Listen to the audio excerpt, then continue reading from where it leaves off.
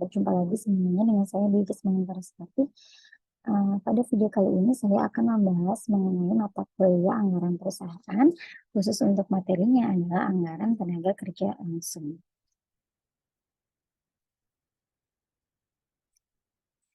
Baik, untuk media sumber belajar yang saya gunakan pada kali ini adalah buku yang berjudul Penyusunan Anggaran Perusahaan yang dikarang oleh Sri Rahayu dan Andre Arifin Rahman. Penerbitnya adalah Geraha Ilmu. Kita langsung masuk saja kepada materi. Yang pertama nanti akan kita bahas adalah pengertian anggaran tenaga kerja langsung, kemudian adalah faktor yang mempengaruhinya, persiapan dalam penyusunannya, kemudian tujuan dari penyusunan anggaran tenaga kerja langsung, dan juga kita akan bahas contoh penyusunan anggaran tenaga kerja langsung. Nah, pengertian dari anggaran tenaga kerja langsung. Baik, anggaran tenaga kerja langsung adalah rencana rinci tentang biaya tenaga kerja langsung yang akan dibayarkan dan disusun berdasarkan departemen produksi untuk suatu periode yang akan datang. Itu jadi untuk memproduksi suatu barang selain kita butuh yang namanya bahan baku, ada juga yang disebut dengan biaya tenaga kerja langsung atau BTKL. Nah, tenaga kerja sebenarnya dibedakan menjadi dua, ada tenaga kerja langsung dan tenaga kerja tidak langsung. Kalau tenaga kerja langsung adalah tenaga kerja yang benar-benar berhubungan dengan produksi barang dan biasanya sifatnya adalah variabel. Semakin tinggi jumlah produksinya, maka satu, bisa jadi jumlah tenaga kerjanya juga semakin banyak, atau alternatif yang kedua adalah jam kerja dari tenaga kerjanya juga semakin banyak. Jadi kita tidak hanya memperhatikan jumlah dari tenaga kerjanya saja, tapi kita juga akan melihat jam kerja untuk memproduksi satu barang gitu. Nah, itu. Kemudian ada juga tenaga kerja tidak langsung. Jadi tenaga kerja tidak langsung ini adalah yang tidak berhubungan langsung dengan produksi barang, tetapi juga ikut berjasa dalam proses produksi tersebut. Gitu. Nah, faktor yang mempengaruhi anggaran tenaga kerja langsung yang pertama adalah banyaknya tenaga kerja yang dibutuhkan. Untuk satu departemen produksi, biasanya kan ada beberapa bagian. Contoh misalnya untuk perusahaan garment, ada bagian pemotongan, ada bagian penjahitan, ada bagian finishing. Nah, itu biasanya akan dihitung berapa sih tenaga kerja yang dibutuhkan untuk satu siklus produksi. Kemudian yang kedua, proses rekrutmen sesuai kualifikasi dan jumlahnya sesuai kebutuhan. Nah, contoh tadi misalnya yang bagian pemotongan, bagian penjahitan, bagian finishing itu pasti memiliki kualifikasi yang berbeda-beda. Nah, itu harus juga ketika rekrutmen harus diperhatikan kualifikasinya. Kemudian yang ketiga, pelatihan yang diperlukan tentunya tidak hanya bagi tenaga kerja baru, tapi juga tenaga kerja lama untuk meningkatkan keahliannya. Misalnya ketika ada mesin mesin pabrik yang baru. Nah, tentunya untuk bisa mengoperasikannya pasti karyawan butuh pelatihan terlebih dahulu gitu, atau misalnya keahlian dalam bidang manajemen dan lain-lain. Nah, yang keempat, evaluasi untuk menentukan kembali spesifikasi pekerjaan yang paling sesuai keahlian para tenaga kerja. Kemudian kita juga harus memperhatikan besaran gaji dan upah yang dibayarkan sesuai kualifikasi, karena biasanya semakin tinggi kualifikasinya, gaji dan upahnya biasanya semakin tinggi. Dan yang terakhir adalah pengawasan dan pemeliharaan tenaga kerja langsung. Oke. Kemudian ini tadi persiapan dalam penyusunan anggaran tenaga kerja. Yang pertama adalah kita harus mengetahui dulu jenis atau kualifikasi tenaga kerja yang dibutuhkan. Jadi ketika kita ingin membangun sebuah perusahaan manufaktur atau pabrik, kita tentu harus tahu, contoh misalnya perusahaan garment, pasti dia harus punya background misalnya pendidikan sebagai tata busana, atau misalnya memiliki pengalaman sebagai penjahit dan lain-lain gitu ya, itu namanya kualifikasi.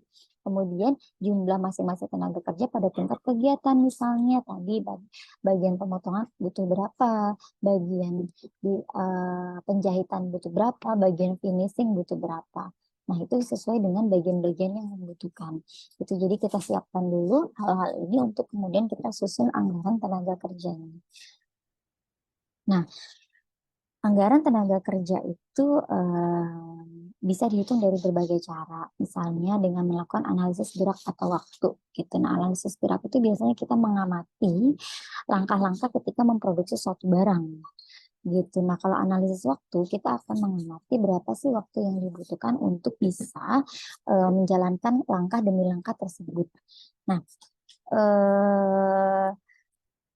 ada Jika memungkinkan sebenarnya kita bisa membagi dua. Yang pertama adalah kita membuat anggaran jam tenaga kerja langsung.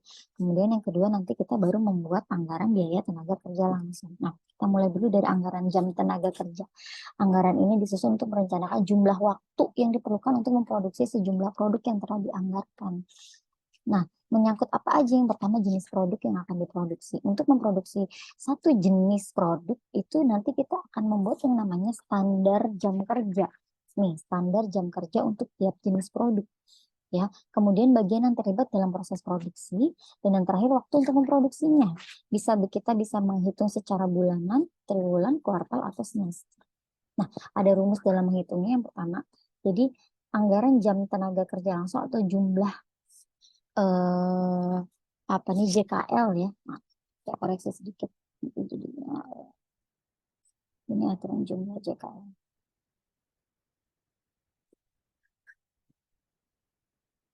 Oke.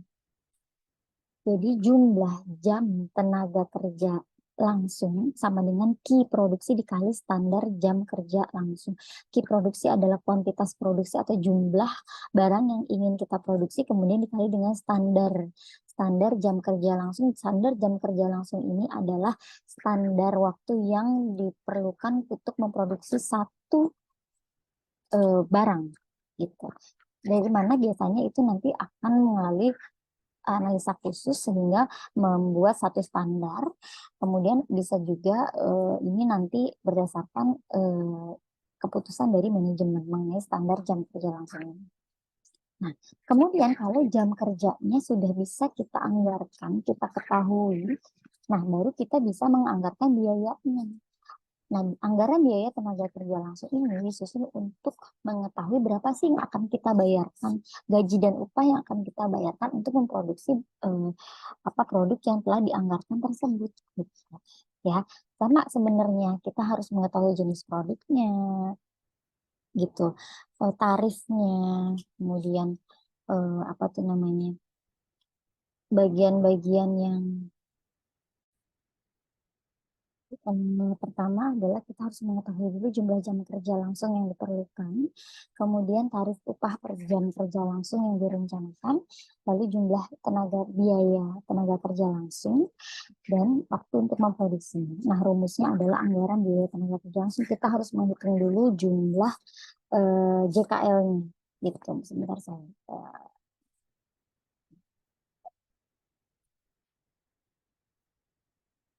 Jumlah jam kerja. Jadi kita harus menghitung dahulu ya, menghitung dahulu jam eh, kerja langsung gitu. Jadi kita gunakan dulu cara yang sebelum ini untuk mengetahui jam kerjanya, baru kita tarik dengan tarif, kita kali dengan tarif upahnya. Tarif upahnya dari mana? Pertama ya kita harus menyesuaikan dulu dengan kebijakan ketenaga kerjaan dari pemerintah dan juga kita harus menyesuaikan dengan keputusan dari manajemen gitu. Nah, kita ini tujuannya ya, tujuan penyusunan anggaran tenaga kerja langsung merencanakan jumlah kebutuhan tenaga kerjanya, merencanakan tarif upahnya, kemudian jumlah biaya ya untuk masuk dalam biaya produksi karena tenaga kerja langsung adalah salah satu dari harga pokok produksi. Kemudian merencanakan kebutuhan dana untuk membayar upah, kemudian melaksanakan fungsi pengawasan dan pengelolaan tenaga kerja langsung. Nah, kita langsung masuk ke dalam contoh penyusunan anggaran tenaga kerja langsung. Nah, jadi di sini ada satu perusahaan PT Dastan menyusun anggaran biaya tenaga kerja langsung tahun 2011. Ini adalah datanya. Mereka membagi ke dalam 4 triwulan, dari triwulan 1, 2, 3, dan 4. Dan di sebelah sini adalah penjualan unitnya. Jumlah penjualan per unit. Jadi ini adalah key penjualan. Ya, berbeda dengan key produksi. Ya. Key penjualan berbeda dengan key produksi. Kita harus mencari lagi key produksinya. Jadi kalau sudah diketahui key penjualan, kita tetap harus mencari key produksinya dahulu. Nah, ini adalah persediaan awal produk jadi selama tahun 2011. Kemudian ada proses produksinya dibagi atas dua bagian. Yang pertama adalah departemen pemotongan dengan standar jam kerjanya 1,5, tarifnya adalah 5.000 per jam. Artinya apa nih? Standar jam kerja langsung ini artinya adalah satu barang membutuhkan 1,5 jam. untuk membuatnya atau memproduksinya. Nah, upahnya adalah 5.000 per jam. Nah, untuk departemen penyelesaian, standar jam kerjanya adalah 2, kemudian tarifnya adalah 6.000 per jam. Nah, yang diminta kita akan membuat anggaran produksinya dahulu, kemudian anggaran jam kerja langsung, baru kemudian biaya tenaga kerja langsung. Ingat ya, jumlah ini adalah kuantitas penjualan, bukan kuantitas produksi. Kita hitung dulu kuantitas produksinya. Oke, langkah pertama berarti menghitung kuantitas produksinya. Jadi anggaran produksi dari mana caranya? Oke, sekarang kita lihat. Tadi kita memiliki data triwulan dan jumlah penjualan kita masukkan. Ya. Kemudian kita memiliki data persediaan awal. Nih, data produk jadi mulai dari 1 Januari, 1 April, Juli, 1 Juli, 1 Oktober. Nah, ini adalah persediaan awal. Nah, contoh misalnya 1 Januari persediaan awalnya 4.300, kita masukkan di sini 4.300. Nah, kemudian kita kan belum mengetahui kebutuhannya berapa, persediaan akhirnya berapa. Nah, tapi kalau kita lihat di sini kan ini ada data. Ini adalah data persediaan awal. Apabila persediaan awal ini diubah menjadi persediaan akhir, maka persediaan awal ini adalah persediaan akhir bulan sebelumnya. Contoh, 1 April 2011 adalah persediaannya 3.900. Artinya, 3.900 ini adalah persediaan akhir bulan Maret. Ya, maka kita bisa masukkan ke dalam tabel menjadi persediaan akhir triwulan 1. Ya, oke. Kemudian penjualan ditambah sama persediaan akhir. Ya, penjualan ditambah sama persediaan akhir. Masuk ke dalam kebutuhan. Nih, kebutuhan. Kebutuhan dikurang persediaan awal, dikurang. Nah, menjadi produksi. Oke, jadi langkahnya begitu. Ya, kita tahu sekarang kita udah dapat produksi yang triwulan 1. Triwulan 2 gimana? Oke. Triwulan 2, persediaan akhir di bulan triwulan 1 akan menjadi persediaan awal di triwulan kedua. Nah, persediaan awal di data, ini kan ada data persediaan awal. Persediaan awal bulan Juli akan menjadi persediaan akhir di triwulan 2. Langkahnya balik lagi. Penjualan ditambah persediaan akhir dapat kebutuhan. Kebutuhan dikurangi persediaan awal dapat produksi. Begitu seterusnya sampai bawah. Nanti kita dapat produksinya dalam 1 tahun. Ini yang menjadi dasar menghitung jam tenaga kerja. Kita masukin ke tabel jam tenaga kerja di sini. Produksinya dimasukin semua mulai dari triwulan 1, 2, 3, 4. Lalu standar jam kerjanya. Jadi kita bagi 2. Ada departemen pemotongan, ada departemen penyelesaian. Standar jam kerjanya ada di sini. Ini adalah standar jam kerja langsung. Lalu kita masukkan ke sini. Nah, standar jam kerja langsung kita masukkan ke sini. Produksi dikali dengan standar jam kerja langsung dapat jumlah JKL. Sama, jadi ini dikali ini masuk dapat ini. Sama, jadi 34.600 dikali 2 dapat 6.200 ini untuk yang departemen penyelesaian. Jadi masing-masing departemen ada 2. Ini adalah jam JKL-nya. Departemen pemotongan ini adalah JKL-nya departemen penyelesaian. Selesai kita 1 tahap anggaran jam kerja langsungnya selesai. Sekarang kita pindah, kalau jamnya sudah diketahui artinya kita bisa menghitung anggaran biayanya. Maka yang menjadi acuan kita adalah JKL ini. JKL ini kita masukkan. Departemen masih dibagi 2, departemen pemotongan, departemen penyelesaian. JKL yang departemen pemotongan yang ini kita pindahkan ke sini. Nah, kita kali dengan tarifnya. Ini dikali. Dari mana Bu tarifnya? Tarifnya tadi di soal sudah ditentukan bahwa tarifnya untuk pemotongan adalah 5.000 per jam, penyelesaian adalah 6.000 per jam. Tinggal dikali. JKL dikali dengan tarif, dapatlah jumlah biaya tenaga kerja langsung. Inilah yang akan masuk ke dalam biaya harga pokok produksi. Ini juga sama, ini dikali dengan ini dapat di sini. Nah, departemen penyelesaian juga sama, JKL yang departemen penyelesaian kita pindahkan ke kolom ini. Tinggal dikali sama tarifnya. Tarifnya tadi 6.000 sesuai dengan soal.